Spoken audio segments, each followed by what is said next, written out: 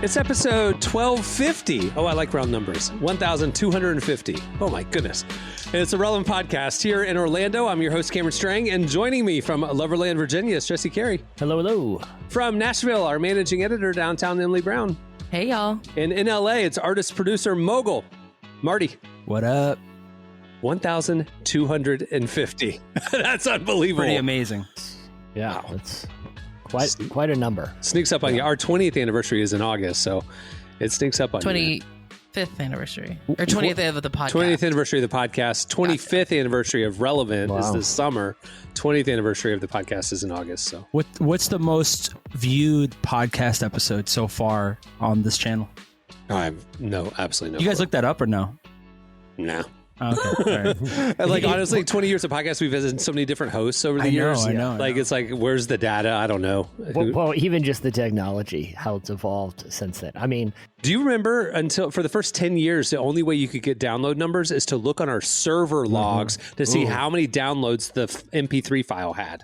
yeah. And then it would say like 283,000 downloads. And we're like, okay, who knows if that was just the file being hit for a second or like they listened to the full hour. We had no clue. Yeah. Oh, wow. No data. Wow. We debuted. We were one of the top podcasts in the world because at the time there was like 6, and 2 of them were default like instruction manuals for iPods, which was the only way you could listen to them. Oh, wow. So, It was us, the New York Times, John Tesh, and Joel Osteen. We were, Nice. Joel was early on that.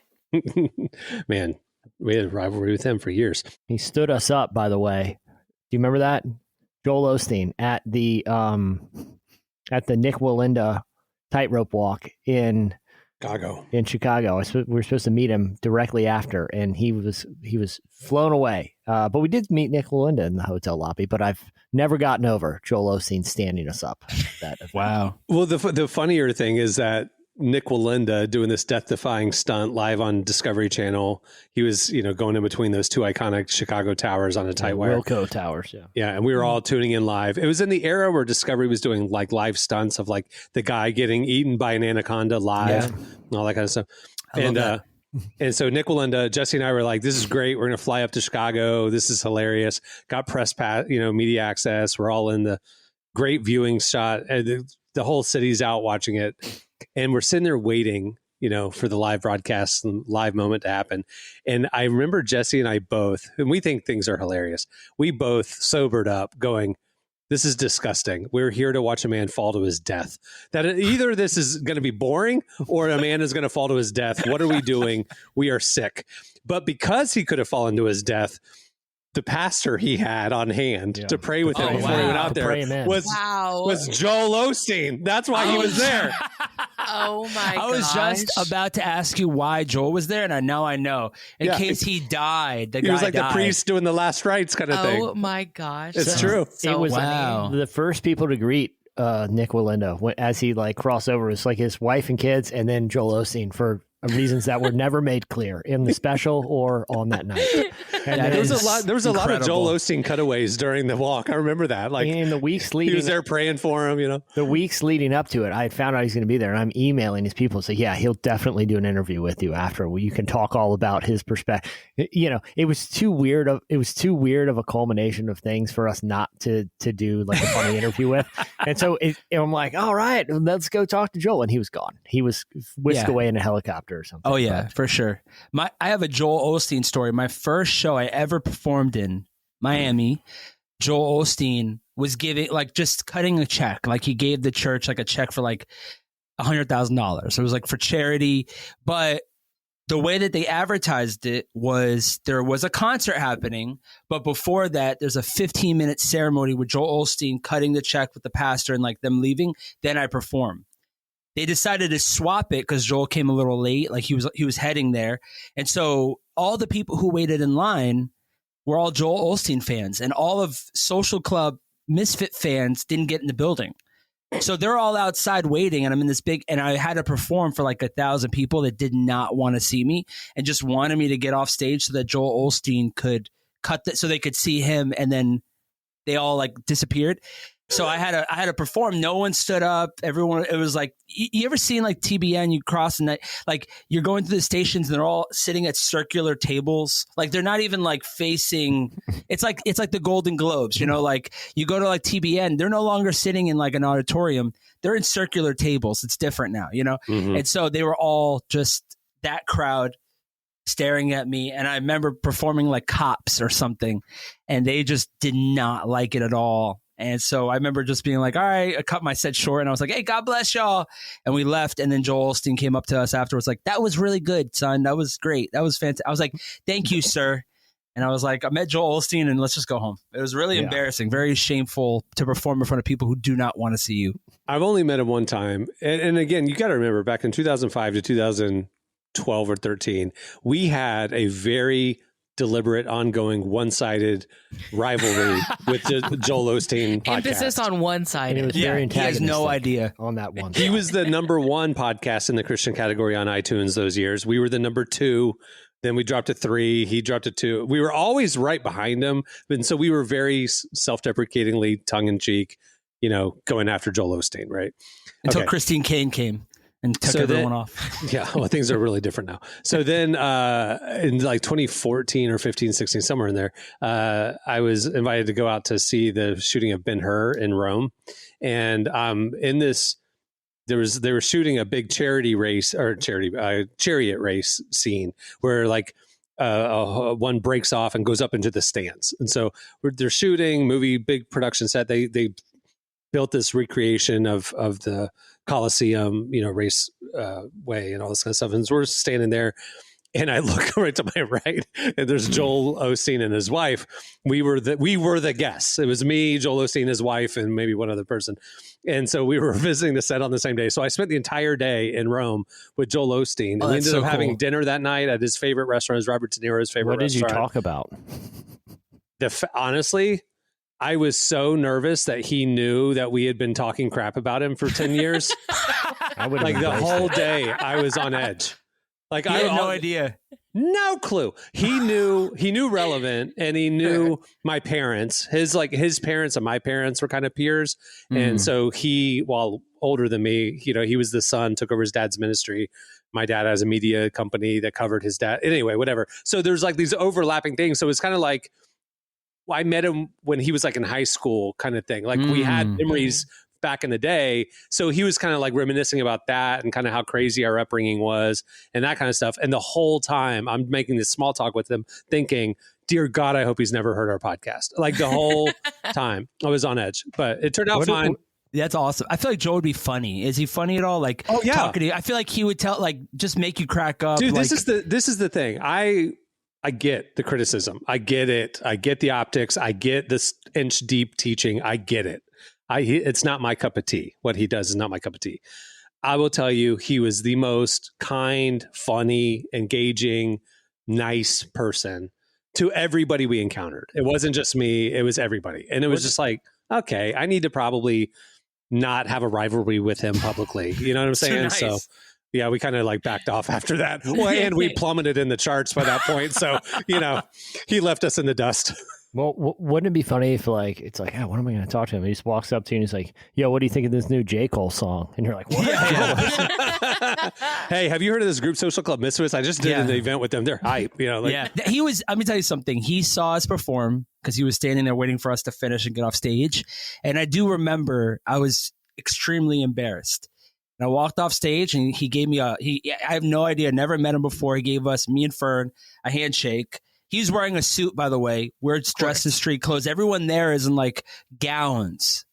I don't know why. For 15 minutes of his check cutting thing where he's giving money away. But he gave us both a handshake, a hug, and like it was like the Obama handshake type thing. Like he was trying to go like make it like, you know, we do hip hop type thing. So he was like, good to see you. Give me like the dap type thing. Yeah. And he's got street cred. I don't know. Something about him was like, he knows how to talk to anybody. He knows what he's doing. He's not He's from He's Houston. not He was clueless. raised on Mike Jones, man. I mean, you know what I'm saying? He called Yeah. the phone number. Yeah. Anyway, all right. I have no idea. Well, we had other things we were going to talk about at the beginning of the show. I'm glad we covered this. But yeah. Anyway, we have a great show coming up. Joel Osteen is not the guest. Cautious Clay is the guest, one of our favorite alt R&B artists. Yeah, he has a new album coming out. We're excited about that. Also, we have another edition of One Has to Go at the end of the show. But stay tuned. Right now, up next, it's Relevant Buzz. Today's podcast is brought to you in part by Mercy Ships. Globally, 5 billion people lack access to surgical care. In sub-Saharan Africa, there's only one surgeon for every 200,000 people. Mercy Ships provides free, life-transforming surgeries for people who have little to no access to medical care. They help the blind see, straighten twisted limbs, remove deadly tumors, treat cleft conditions, and so much more. With state-of-the-art hospital ships, they provide safe surgery to children and adults living with treatable conditions, and it's completely free of charge. They do all this work with an all-volunteer crew of professionals who donate their time and talents. Surgeons, stewards, nurses, engineers, and more make the world a better place. Your donation today provides free, safe surgeries to people in desperate need of help. All gifts are matched, so please donate today at mercyships.org/relevant. Today's podcast is brought to you in part by Tim Tebow's book, Look Again. Have you ever wondered what would change if you truly believed you were infinitely valuable to God? In his New York Times bestselling book, Look Again, Tim Tebow reveals the powerful truth that when we learn to see the image of God in every person, including those we struggle to love, everything changes. Tebow shares incredible stories from his work with people the world often overlooks, and it will challenge you to stand up to the lies, rediscover the worth that everyone has, and impact the world for good. Find Look Again by Tim Tebow, available now wherever books are sold. Okay, it's time for Relevant Buzz. Tell us what's happening at the intersection of faith and culture this week, Emily. Well, I have got some exciting news to start us off with. For the first time in over a decade, there are 2 songs that started out on the Christian charts that have also charted on Billboard's Hot 100. Wait, first time in over a decade. Who was it? First of all, before you get into the current information, who was it a decade ago that did that? Yeah, I'm trying to It's think. going to be Amy Grant. Not a decade ago? 2015? No way. It was 2014. Oh, okay. Is that Oceans? Oceans did chart that year, but that's not what this time is talking about. So Ocean. So there are other times that a Christian song has gone on both charts, but you're saying the last time it was 2 Christian songs on both charts at the same time was 11 years ago. Yes. I cannot think. I can only imagine. No. Didn't that have a moment when it was like on American? I think that was before 2014. Yeah, I think that was like Multi-platinum, too. Yeah. who was it? Who was it 11 years ago? Tell us. It was Carrie Underwood Oh. and Craig Wayne Boyd, who did a cover of The Old Rugged Cross. Oh, wait, okay. But this feels different because Carrie Underwood is a mainstream artist who did a Christian song. And that's not a contemporary song. That's like an old. Yeah. So that's a Chance the little. Rapper doing it. It doesn't really count. That's an asterisk, I think. It is an asterisk. So the fact that these are 2 Christian artists from the Christian industry. Yes, which these 2 artists, in case you haven't seen it yet, was Brandon Lake's Hard Fought Hallelujah and Forrest Frank's newest song, Your Way's Better. Man, That's incredible. good for them. Good for them. And independent. One of them is independent, which is incredible. Okay, wait. So Brandon Lake's Hard Fight Hallelujah, it's been on there for a couple months now. It's been on the Hot 100 for 11 weeks now, and it's sitting at number 44. Amazing.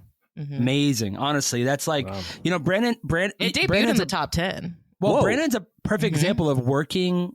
He always is working and always releasing new things. And like, even as this song is doing well, he's got the Sons of Thunder, Sunday, whatever, that are doing very well. Like, Did you say Sons of Thunder? Yeah. That would be Isn't awesome. a wrestling That would team be or something? awesome. Or is that in the Bible? I don't know. But yeah, like he's doing so many different things. Actually. Yeah, it is. It's like the 3 disciples that, but I just think to myself, like he's constantly, like both of these artists consistently drop a lot of music, and it's amazing to see like this is the momentum of that. I think it's pretty cool. Well, Forrest Frank, we were looking this up because he posted us last night, and so I was like, "How big is he?"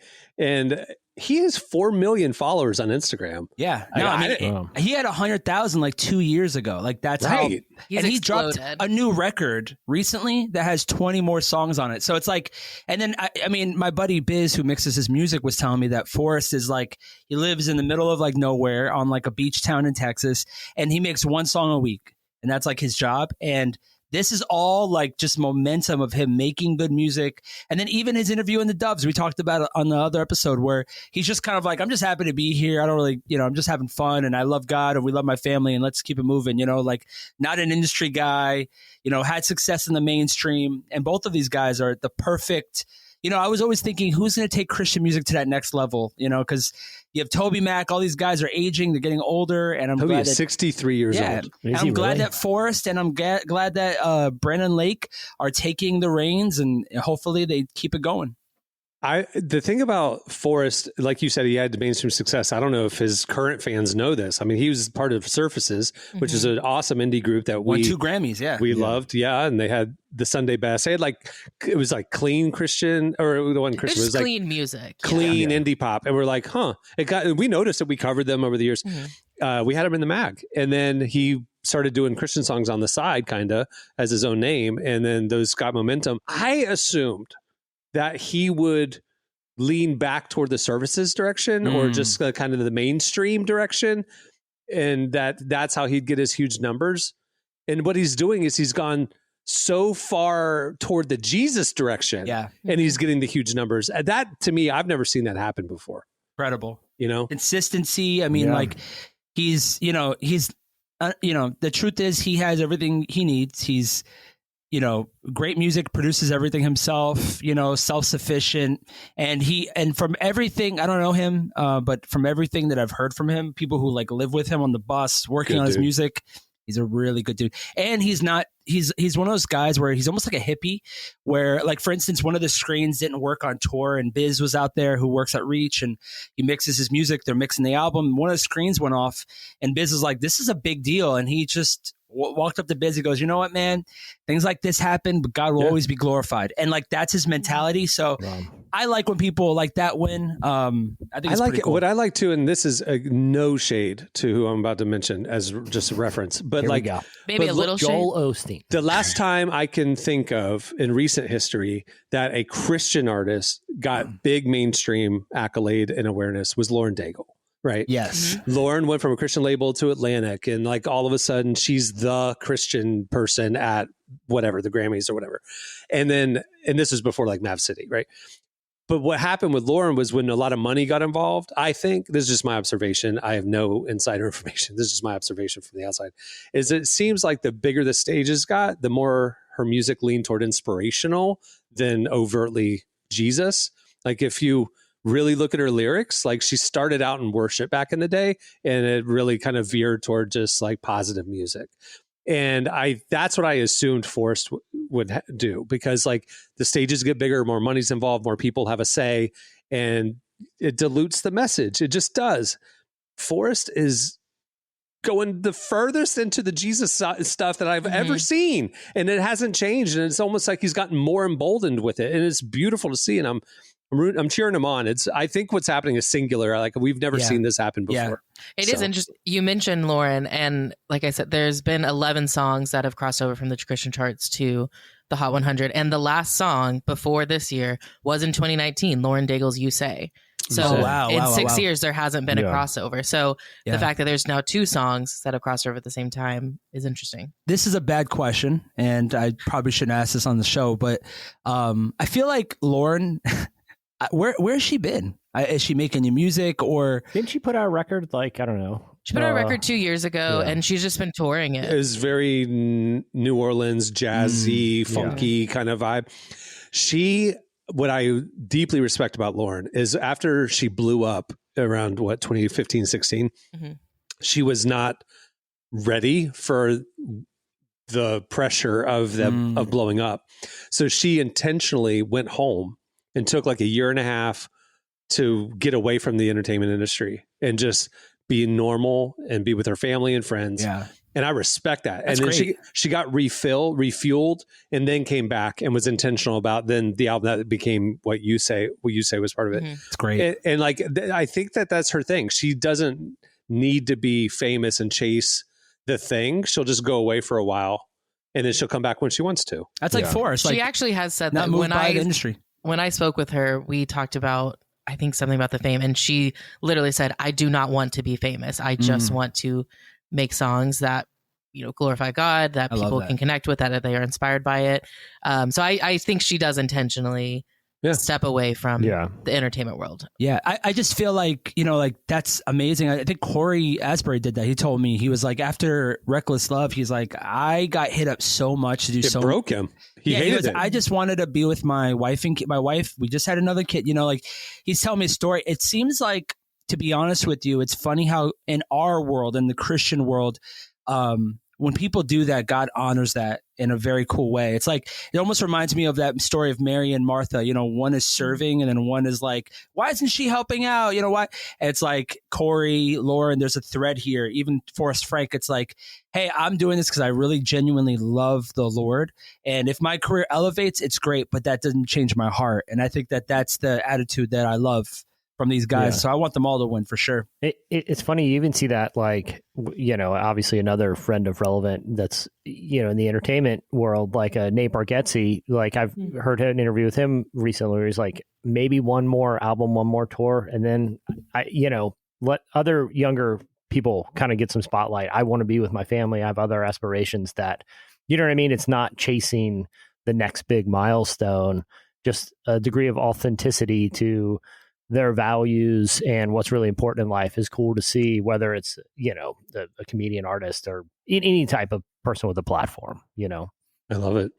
Love it. More of it. And Brandon, who would have thought that somebody who started out with Bethel and then went to a gospel worship group and then now he's wearing cowboy hats.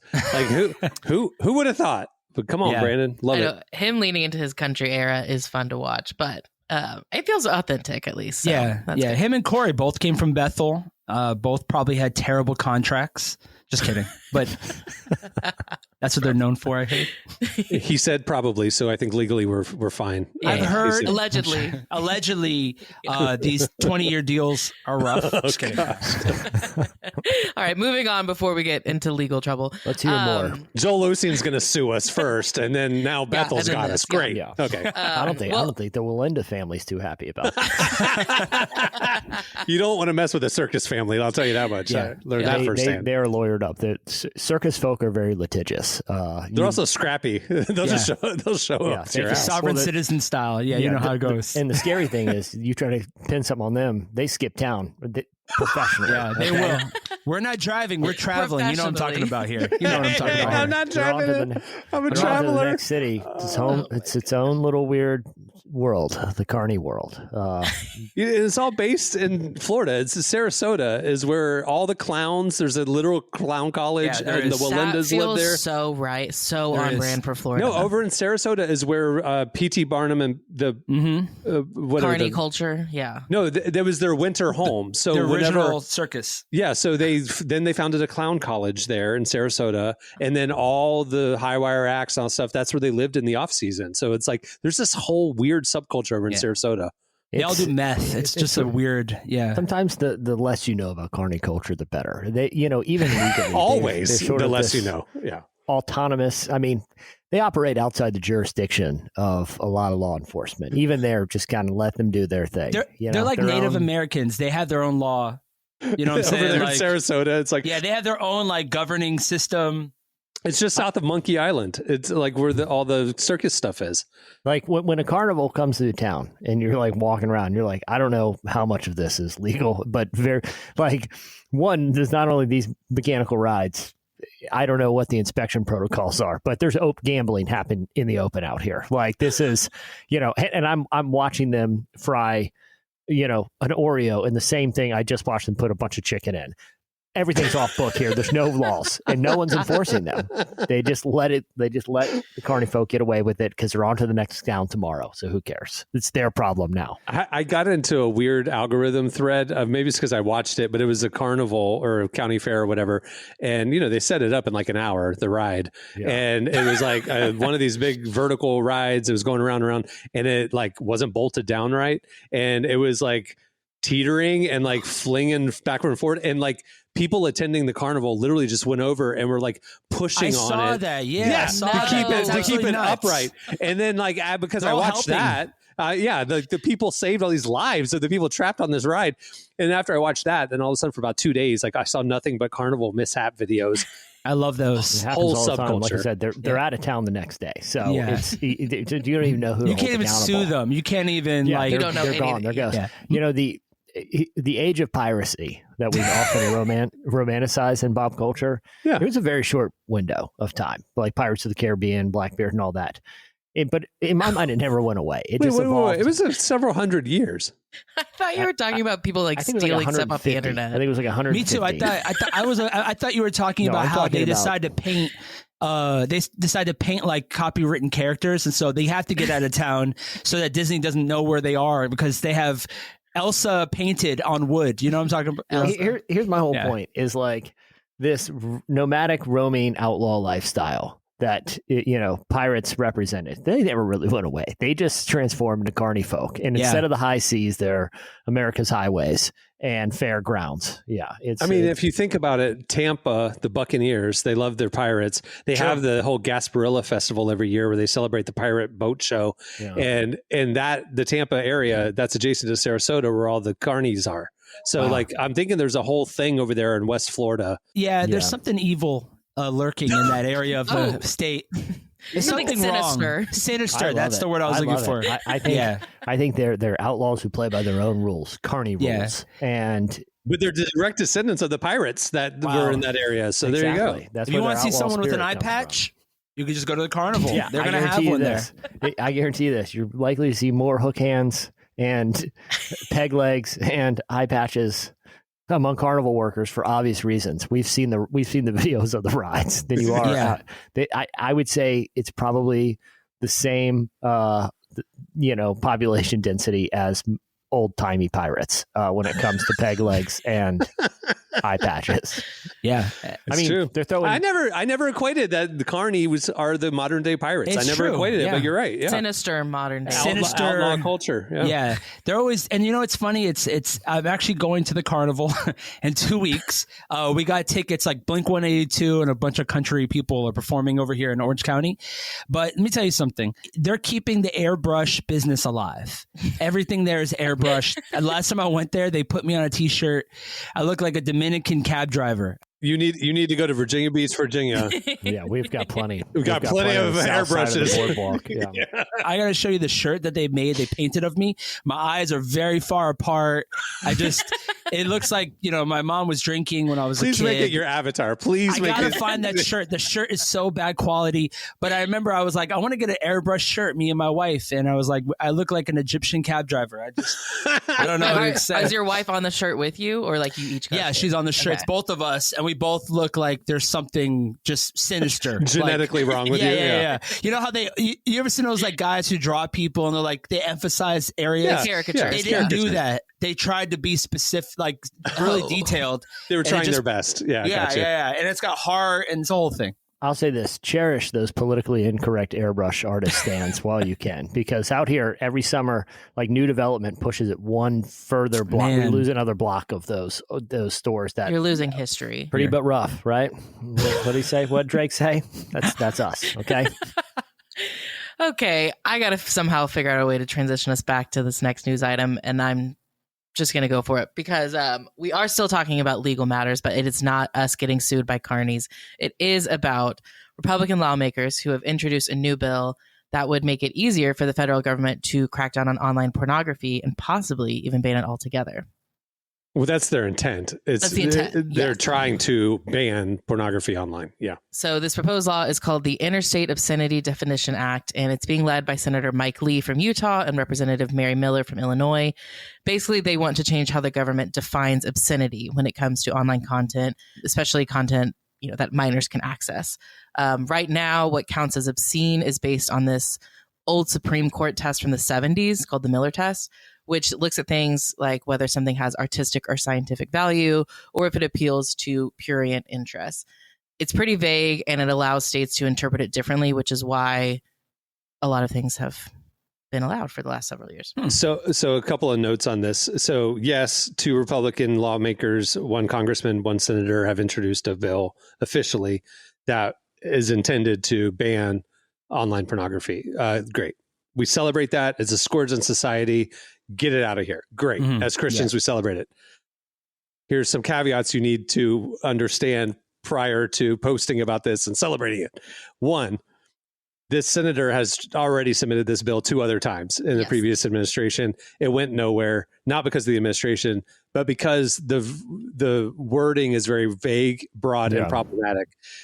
It could be interpreted or used to ban books, VHS tapes, TV shows like Game of Thrones. Like, it's very broad. The Bible. And, honestly, if you look at the content of the Bible in the Old Testament, there is explicit stuff.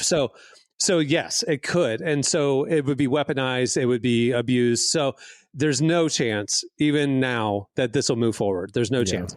Does it start a conversation in the government that maybe a more narrow something could get traction? Sure. Yay. That's good. But as is, the headline of the senators introducing a bill that would ban online porn, that's dead on arrival, like it was the last 2 times he tried.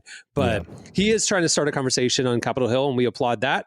And, maybe there's a version of this that will exist one day. They have made some progress when it comes to getting porn offline. So earlier this year, these 2 Republicans, they introduced the Screen Act, which would require adult websites to use age verification tools.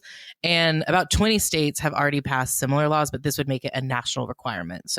So they're trying to implement, because Florida has that, and like you said, about 20 states. But so you're saying they're trying to just take that law and make it national. That's awesome. That would do something. I think that's good. Yeah, I think it's when it's so broad. I remember I was reading that exact thing where it's like TV shows, and then also this administration's not the most fond on art.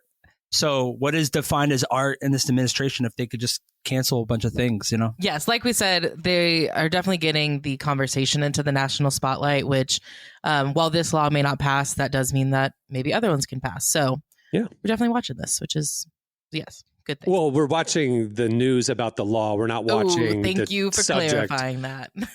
She's not out there doing her own research, is what I'm saying. We have the safe filters on our Google. Cameron, okay, people. Oscar is looking up. Dwight is looking up. Dwight's looking up on the internet. Yeah. Michael. Listen, guys, just to lighten this up, back to the pirate thing. Do you guys have you heard Demetri Martin's bit about pirates? Mm-mm. Where he's like, the thing about pirates, they never seem to bring a big enough chest. And then he goes, because it's always spilling out, right? Yeah. And then the other good joke from that bit is where he's like, there sure are a lot of eye patches. I wonder if that has to do with all the hook hands. Pretty good. Demetri Martin's good. He's the best. Just a lot of one-liners. Anyway, I'm sorry. I decided to bring him back around to pirates. He's one of those comedians, like, no offense to the fans of who I'm about to say, but like Sufjan Stevens defined an era of music, right? Yes. And it's you're like, right. And then you're kind of going, what happened to Sufjan Stevens? Every once in a while, like, you'll just like randomly like, oh, he was so great. What happened to him? I think that way about Demetri Martin. He defined an era of comedy, and I was like, then he just completely vanished. Yeah, there's a couple people like that I've been thinking about the last couple of days. Like, what happened to these people? He is still around. Like, I know. I follow him on IG. He's touring a little bit, but like, but I think his he was sort of in the Mitch Hedberg era where it was the one-liners, and it was like very sophisticated joke writing. Where this is just my personal observation. But I feel like in the podcast era, a much more conversational style of comedy, that storytelling and has become that has sort of taken the place. And you see guys that have ridden the line a little, because Gaffigan was a joke teller, but now he's kind of evolved sort of into the storyteller. But the podcast era, if you watch like a modern comedy special, it's very like talky. It's not that John Mulaney telling a story. It is. It's just like Dave Chappelle's, they're all kind of doing the jokes have evolved differently. Yeah, it's a one-man podcast where it used to be, I'm telling jokes up here. You know what I mean? That's just a personal observation that may or may not be representative, but it seems, when your question, Cameron, is like, where did he go? It's, well, where did his style of comedy go? I saw Mitch Hedberg at a comedy club in downtown Orlando 2 weeks before he died. Oh, wow. And it was crazy because like he was like on my Mount Rushmore, and this was unbelievable. It was so funny, and it was all the hits plus some new stuff. It was great. but it was like this like really small comedy club, and right up front was a table, like a long table of like 12 girls on a bachelorette night. And it was like literally like a foot from the stage sort of a thing, like right up front. And we were more toward the back, and they were there for a good night out. They were not there for droll, like mundane, anti-jokes, anti-humor. You know what I mean? They were there for comedy, and then, and so they were not vibing with Mitch Hedberg's material at all. And so they were literally talking through the show, like just talking amongst themselves, like, we don't like this. And they were just having a good time. They were drunk. By the end of his set, he had had enough, and he snapped, and he literally yelled at them and berated them that how rude they were, and they ruined this for everybody. And he slams the mic down and stormed off. And we're all sitting there stunned, like, is this a bit? Like, is this, what is going on? And then all of a sudden, like, the host comes out, like, all flustered. Good night, everybody. Sorry. Whoa. And we all go outside on the street, and there were patrons verbally accosting the Bachelorette group, screaming at them that this was a special night. You ruined it for all of us. And were all, I think they were crying, and they were all like, they were drunk, they didn't know. It was so crazy, but that was my one time seeing Mitch Hedberg. It was great. Honestly, wow, what an awesome, I feel like hopefully those girls like learned a lesson. Well, no, I feel like it'd be interesting to be like, hey, remember that thing happened? And then they see on the news and they're like, the guy that yelled at us, he died. Like, just that story must have been crazy afterwards. I hope, like, they sent him over the edge. I hope they feel really bad. I don't want to say that on the podcast, but I'm wondering, like, did you guys set him over the edge? It's your fault. Wait, how did he die? Overdose. Yeah, he had a substance issue. Pretty bad. But all I have to say is, I don't know a lot of comedians who still have that style of just kind of. Even Rodney Dangerfield, it came, it's like this evolution of one-liners are just so good. He was such a good joke writer, and I would say this about Mitch Hedberg too, or Dimitri Martin too, that if you read a transcript of the set, you would probably laugh. I don't think that would work for a lot of comedians. You know what I mean? Funny on paper is hard. I think it's going to get back to that, though. I saw a clip of a comedian on a podcast, and I don't remember his name, but I see his face. And he said to the interviewer, he was asking him kind of about his set and like his approach to comedy. And he said, here's the deal. Like, I've totally changed my act in the last couple of years. And he said, why? He said, because of the social media. And he said, because now if you ask anybody who like watches all these clips on social media of comedians, stand-up comedy, and you ask them what is stand-up comedy, they would say crowd work. They would say, you mix it up with the audience. What's your job? Who's dating this? Da, da, da. They think stand-up comedy is crowd work. And he's like, he said 5 years ago, I would always do a little crowd work in my set. But now, because I'm so mad that is what is driving comedy, he's like, I refuse to do any crowd work anymore. And I'm like, I am a comedian. I am not just a guy who's going to riff with you. And he's like, so I think you're going to see true comedy, true comedians go back to pure stand-up because they don't want social media to define their art anymore. That's my gut. I just saw Chris D'Elia. I saw 3 really big comedians in a comedy club in LA, and 200-person room was great, and all of them were crowd work. Literally, like Chris D'Elia was trying to tell jokes, but I could tell that he was working out material.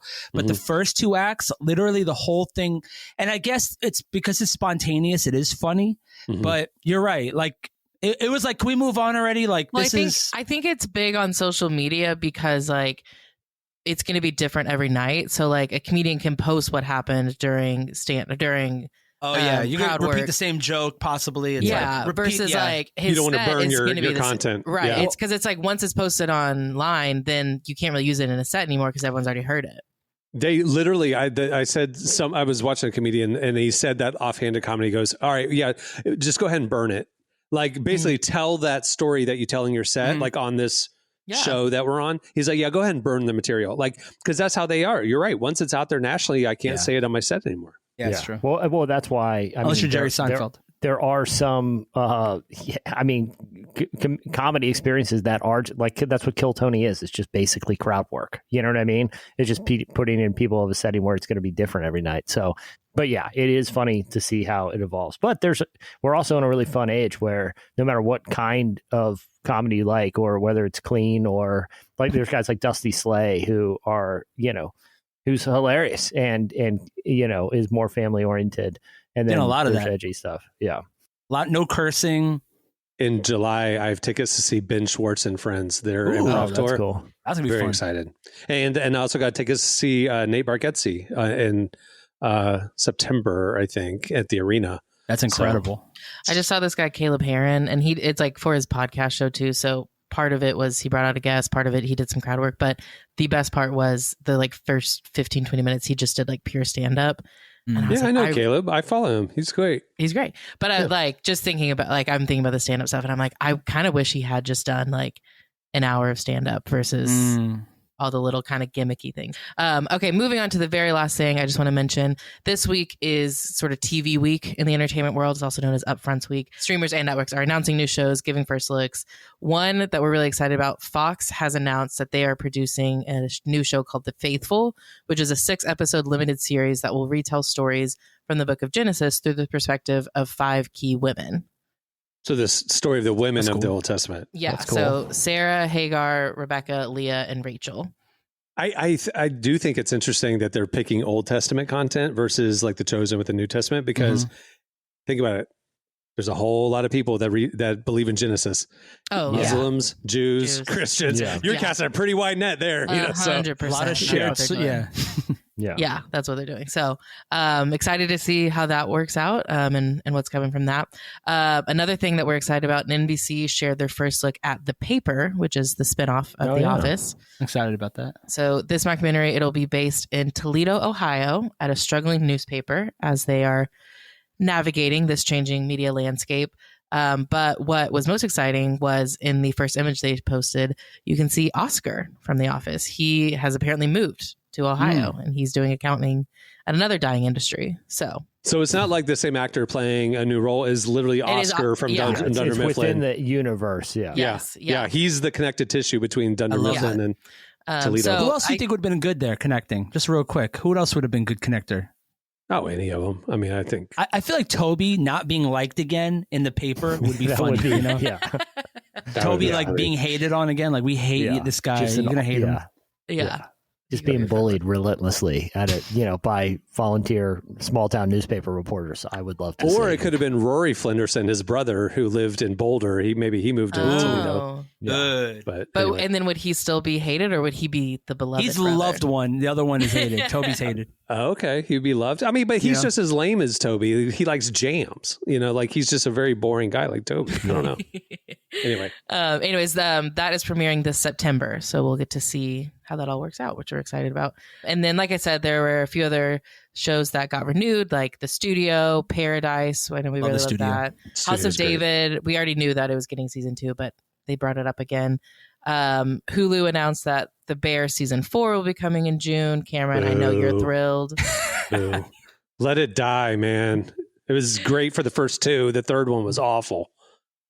Let it die. I think they need to pivot and make it about an actual bear. Yeah. The only way I'll watch season 4 is if a bear breaks into the restaurant and destroys everything. And they cook it at the end. They have to rebuild the restaurant because it was destroyed by a literal bear. What if one of the members of the Chicago Bears buys the restaurant? Okay, I'm down with that too. That's pretty good, actually. Yeah, I know. They're going to listen to this podcast and take some notes because we've been dropping gems on some writing gems here. All right. So lots of TV stuff coming up. We were surprised at some of the cancellations. I saw the list. It was like, it's interesting. Interesting time for a lot of, like, a Fox, all of their renewals, 70% were animated or game reality shows. Yeah. It was everything like IP driven, like Suits LA canceled. Everything got canceled. Yeah. Which is it was such an awful show anyway. I love Suits and I hated. Yeah, it should have never been greenlit. Yeah. Anyway. All right. Well, that'll do it for Relevant Buzz. Make sure to follow Relevant Magazine on IG and check out the website every day where we are covering all of that and a lot more. Thanks, Emily. All right. Stay tuned. Up next, Cautious Clay joins us. Today's podcast is brought to you in part by John Mark Comer's book, Garden City, a book that speaks to the tension we all feel between work, rest, and purpose. The New York Times bestselling author John Mark Comer takes us to the scriptures to identify what it really means to be human and flips the script on the idea that who you are matters, not what you do. He shows that God created us for meaningful work and meaningful rest. Both matter. This book helps you ask and answer the big questions. Does God care where I work? Is there a direction for my life? So you can discern God's heart for your calling, your rhythms, and the way his spirit wants to shape every part of your life. If you're longing for purpose and a more grounded way to live, check out the new hardcover edition of Garden City wherever books are sold. Well, today's show is brought to you in part by the new book, God, the Science, the Evidence. We talk a lot about faith, but how often do we talk about science in the same breath? You might be surprised to discover just how deeply the two actually agree. For centuries, science has been used to dismiss the idea of God, but today an intellectual revolution is underway. Modern discoveries in physics, cosmology, and biology are consistently revealing the same truth: creation isn't an accident. That profound reversal is what engineers Michel-Yves Bolloré and Olivier Bonassi investigate in their international bestseller, God, the Science, the Evidence. This book is a rigorous, evidence-based critique of materialism, inviting you to explore over a dozen scientific, philosophical, and historical domains. It shows that what was once seemed impossible, that science could point to a creator, is now supported by a vast and convergent body of evidence. With over 400,000 copies sold in Europe, this book is sparking a global debate. It's thoughtful, fascinating, and a powerful reminder that reason itself affirms the existence of God. Learn more and find out where you can purchase your copy today by visiting godthesciencetheevidence.com. Today's podcast is brought to you in part by Erwin McManus's book, The Barbarian Way. Some books don't just inspire you, they confront you. The Barbarian Way, now celebrating its 20th anniversary, is one of those books. If you felt the pull of God towards something deeper and wilder than the safe, predictable version of faith that we settle for, McManus reminds us that following Jesus was never meant to be tame. It's meant to awaken courage, passion, and purpose God placed inside us. He draws from the wild stories of Abel, Noah, Moses, Rahab, and others to remind us that following God wasn't meant to be tame. Safe faith isn't working. Step into the story God is writing for you. Choose passion, choose boldness, choose the Barbarian Way. Available now wherever books are sold. Well, our guest today is Cautious Clay. He's one of our favorite indie R&B artists who's dropping a brand new album, The Hours, Morning, today. We sat down with him to hear about the inspiration behind the project and how he's trying to remain rooted and present in a world that's constantly changing. Here's our conversation with Cautious Clay. They say we at the best part of wasting time. You're in and out, but I'm not talking about a river. Well, your album, The Hours Morning, drops today. So I have to ask, are you a morning person? I am not. I'm not. Well, I would say that I definitely have become closer to a morning person, but most of my work and genuine activities occur not in the morning if I can help it.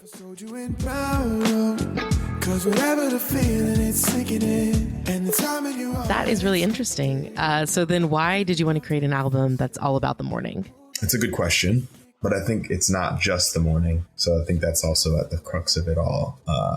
It's really about the hours in general and sort of like what I prefer to listen to or what I prefer to hear at particular times of day. Like each hour, I feel like has always had a distinct feeling to me. And so I wanted to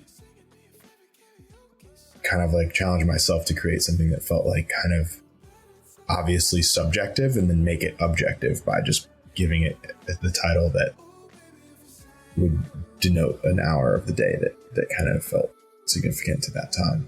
Some of it was like based on lyrics.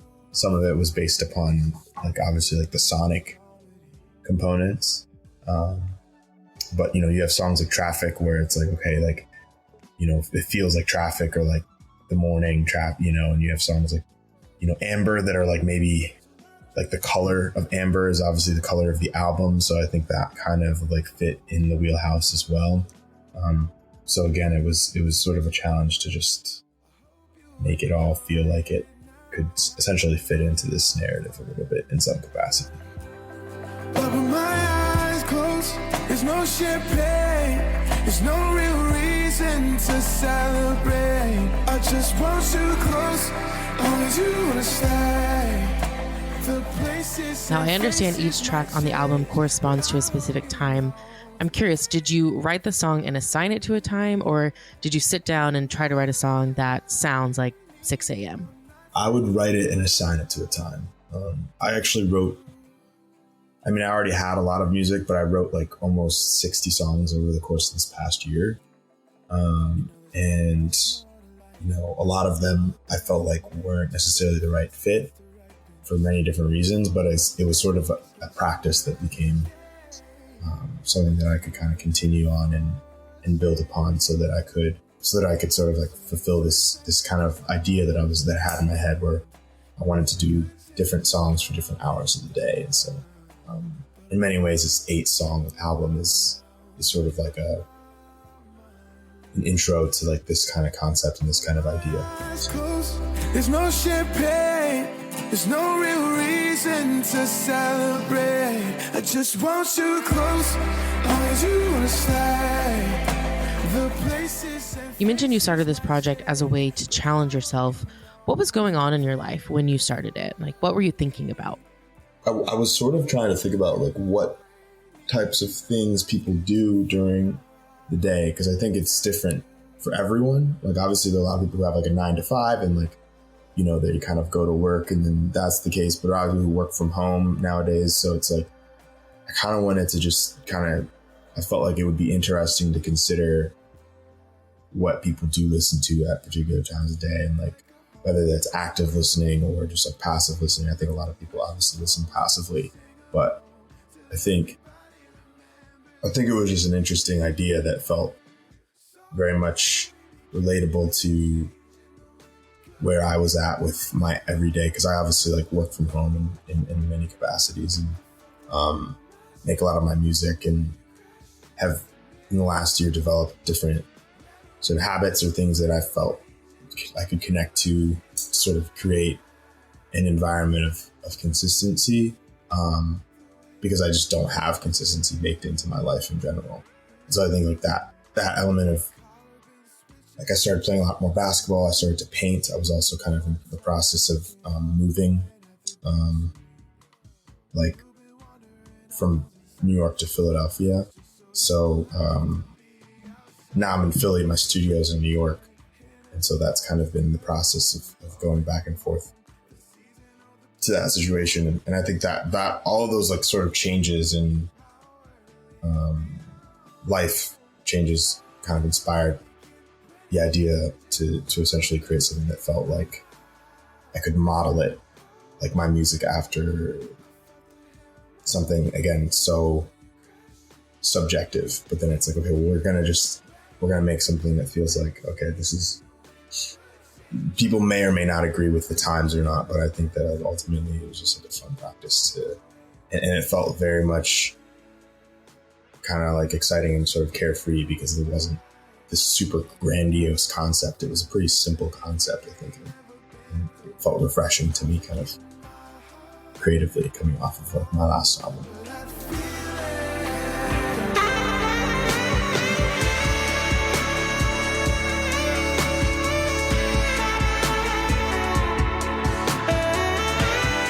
You said you wrote 60 songs for this project.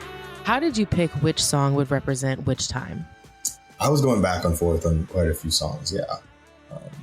That was actually the hardest part, is just like figuring out where to put my focus, because I have so much music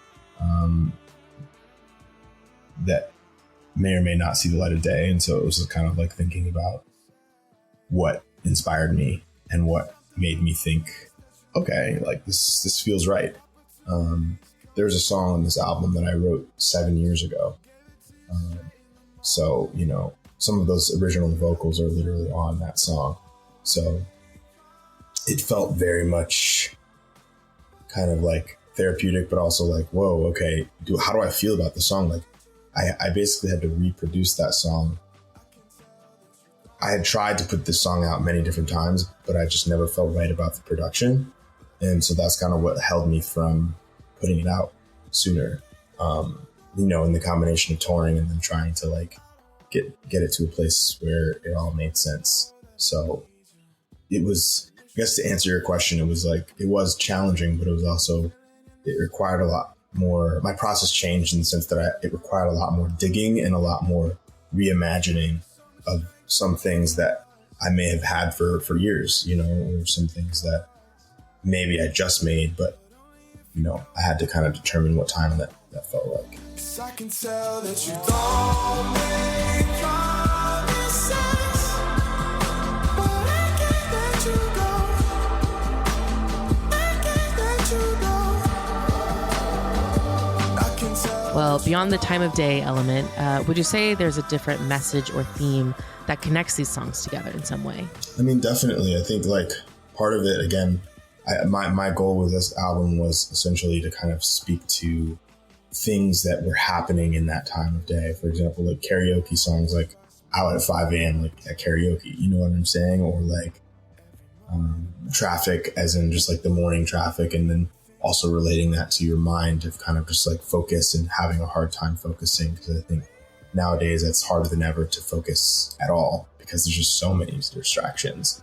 And so I very much wanted to relate sort of specific things that can sort of happen throughout the day as an element of the concept, but not necessarily, you know, and there's obviously some songs that are obviously like about love and just like connection, like No Champagne, as in like, we don't need to get married for me to like be connected to you in any deeper way. It's obviously fine, but that's sort of the underlying message there. So there's like elements of everyday experiences.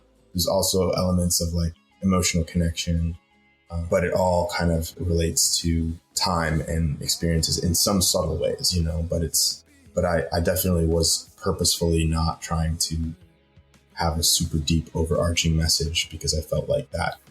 I mean, I've done that on my last album, right? Maybe I'll do it again, but I think like, you know, I think I wanted to kind of just make something that felt like it was something where it was more just, it was emotional, but it was not like so deeply personal to me, you know, because I think I'd already done something to that nature. And it's kind of hard to like, I think as one thing as an artist, I was just having this conversation with someone else recently, but I think it's hard because some people, when they listen to something, well, every time someone else listens to something, they're going to gather a different level of personal than me.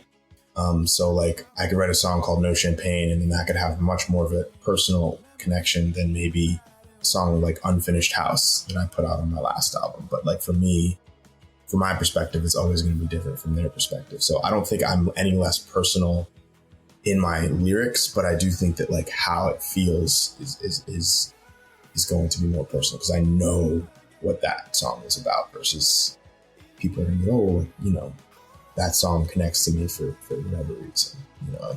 So I think ultimately that's at the crux of it as well. It's like I can have so much personality and experience to something that might not be seen, you know, by people on either experience, right? So it's kind of an interesting thought, because it's like it's all personal to a certain extent, but I think there's certainly more songs that are more personal for different reasons. You know?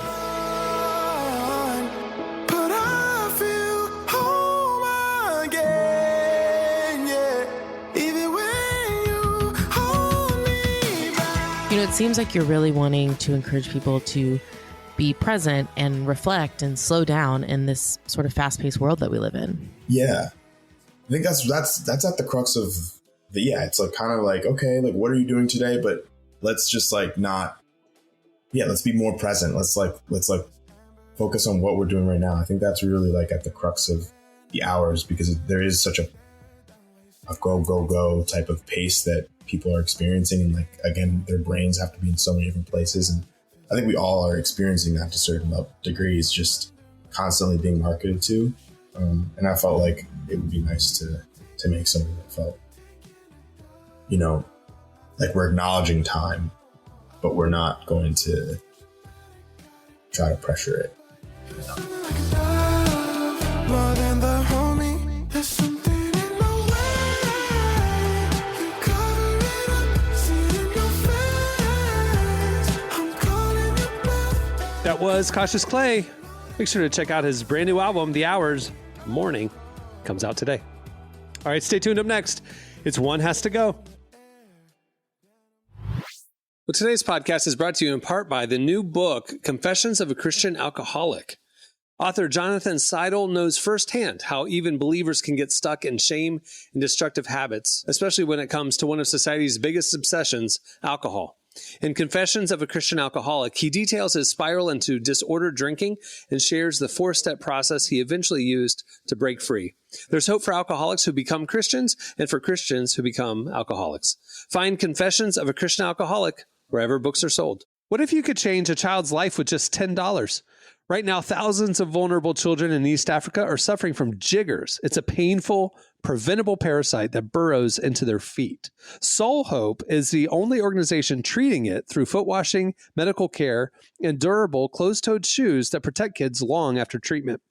$10 may not seem like much in today's world, but when we come together, those small gifts add up to big change.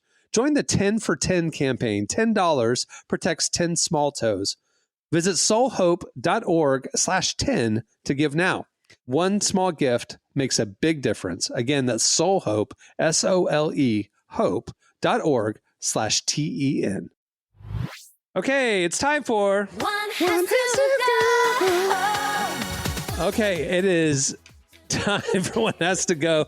What you didn't hear, I muted my mic. I was singing along with the jingle. That's why they were. No, they heard. I actually went back to the recording and unmuted it. You unmuted it. Great. Yeah. So that was the wonderful harmony you just heard with the jingle was me. Anyway, One Has to Go. I'm just going to tell you 4 things. You just got to tell me one has to go and why. All right, Jesse, we'll start with you. Fast food chicken sandwiches. Are we going Chick-fil-A, Popeyes, Wendy's classic chicken sandwich, or McDonald's McChicken? One has to go. Oh, man. I would say most things from Wendy's can go at this point. They've really gone downhill. Yeah. They have totally gone downhill. Everything's soggy. It is the one fast food place that if I see one car in the drive-thru, I literally roll my eyes and go, this is going to be a 20-minute wait. Because there's one car in front of me. Nobody cares at Wendy's. No one involved in that whole operation. When was the last time anybody ate at Wendy's? Like in this I don't remember. My kid likes it. Really? So, I had nuggets the other day. I had nuggets, and half of them had been stuck together. And so the breading got all soggy on one side of it was not a great experience. I haven't even seen a Wendy's out in California before. Like I swear I haven't seen one here. So that just shows you. There was about 6 months ago, there was a thing going around how there was a Wendy's drive-thru menu that was AI ordering, and there was no human taking your order. It was all AI, and that was the Wendy's by my house. Wow. And so literally I had pulled up the day before and was like, 55 cheeseburgers, 55 milkshakes. 55. It was so crazy. And it was doing AI on the screen and all this kind of stuff. And I was like, okay, this is the future. And then I saw it on social media, going viral of the future is here. Yeah. Anyway, so Wendy's. Marty, here we go. Breakfast staples: bagel, English muffin, croissant, or biscuit. One has to go. I'm going to say biscuit. I don't think I've ever had a biscuit for breakfast. Oh, you're missing out. I can have biscuits for lunch and it's not. Yeah, I would say never had. I've had biscuits with I just don't eat. I've probably had 3 biscuits my whole life. Honestly, you got to get biscuits and gravy. Really, and you'll be good. Emily, here we go. Office supplies: gel pens, Post-it notes, binder clips, like the big clippy ones. Oh, I know. Or highlighters. One has to go. What was the second one you said? Post-it notes, gel pens, Post-it notes, binder clips, or highlighters. One has to go. I'm gonna go with highlighters. Really? I don't need a highlighter. I have gel pens on my desk right now. I still use them. And I'm a pen snob. I'm with you. Yeah. All right. right, the best. Jesse. Cereal mascots: Tony the Tiger, Toucan Sam, Captain Crunch, or Lucky the Leprechaun. One has to go. I'm gonna say Lucky the Leprechaun. I don't know why. He just never set right with me. You never see him either. He's always hidden. Yeah. What? No, I know you're not getting rid of the captain because I know you like boats and pirates and stuff. Yeah, I know when there's a leprechaun in play, I might get pranked on something. See I don't you, like Toucan that. Sam. Toucan Sam, yeah, no question. That weird, smelly, endangered, guys. thing. Jeez. Birds are drones, anyways. We don't need them. Birds aren't real. Birds aren't real. Are you part of that thing? They're like government surveillance. No. Okay. No, I it's am. satire. Yeah. Oh okay. yeah, satire.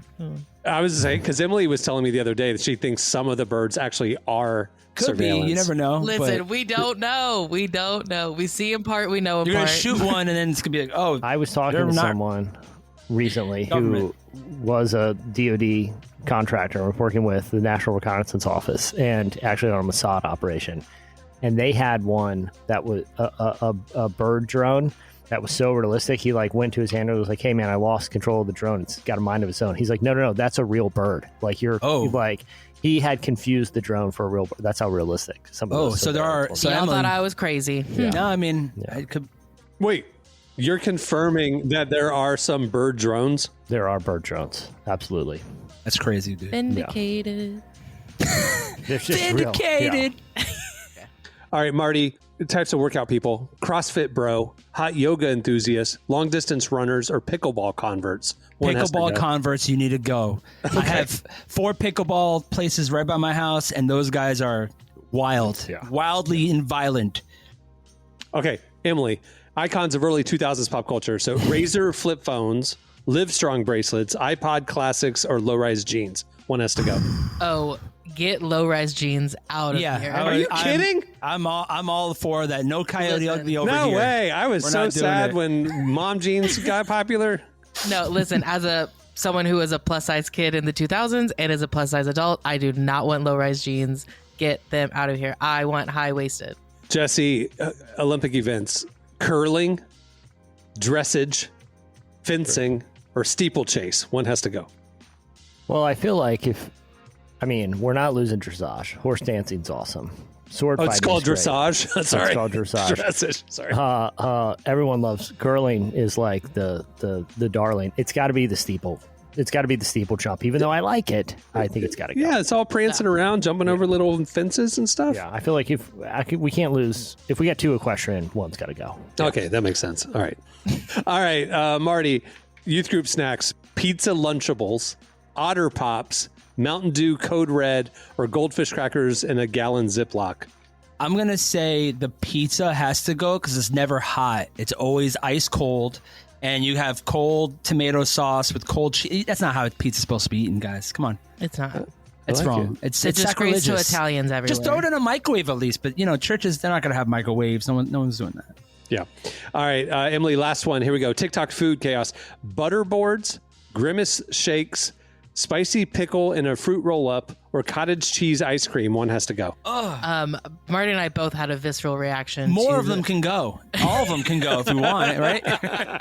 2 at this time. What was the spicy pickle? Butterboards, Grimace shakes, spicy pickle in a fruit roll-up, or cottage cheese ice cream.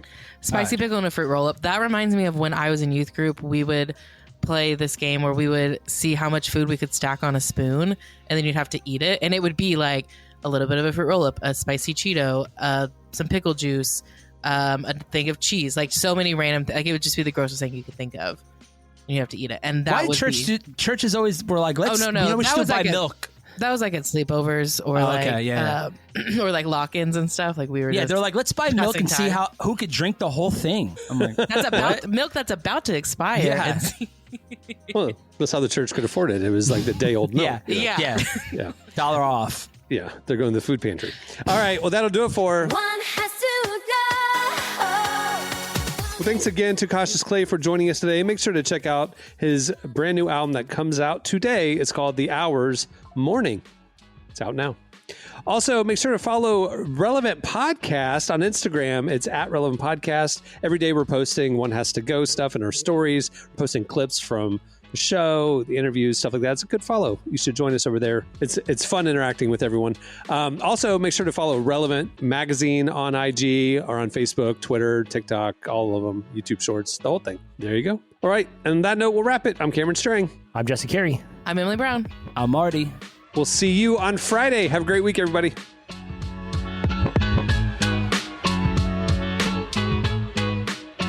Thanks for listening to the Relevant Podcast. Make sure to check out our coverage at the intersection of faith, life, and culture every day at relevantmagazine.com. And while you're there, don't miss our latest digital issue. Issue 116 features Nate Bargatze, Connor Price, and a lot more. And don't forget Relevant Plus. It's the best way to experience our content, including ad-free reading, an ad-free version of this podcast, and more. You can get all the info and sign up at relevantmagazine.com.